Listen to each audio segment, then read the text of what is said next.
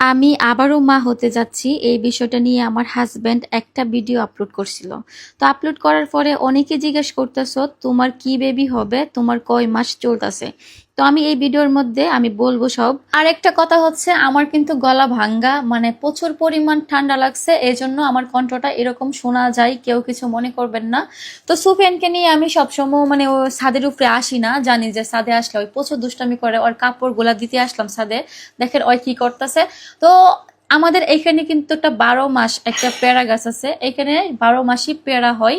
আর ওইটা কিন্তু আমাদেরকে যখন জায়গা কিনছি আমরা বাড়ি বাঁধার জন্য, তখনই আমাদেরকে গিফট করা হয় ওই পেয়ারা গাছটা। আর এই পাশে আমি দেখেন আজকে আমার কেমন দেখা যায়, পাগলের মতো দেখা যাইতেছে। কালকে আমি সারা রাত জামাইয়ের সাথে ঝগড়া করে আমি ঘুমাইছি না, আর জামাই ঠিকই শান্তি করে ঘুমাইছে।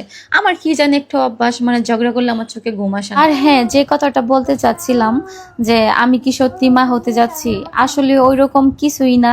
তো ইমরান যে কথা বলছিল ওইটা শুধু স্বপ্নের কথাই বলছিল, ওই স্বপ্নে দেখছিল যে ওর নাকি একটা ছেলে বাবু হয়েছে, আমি আসলে প্রেগনেন্ট না।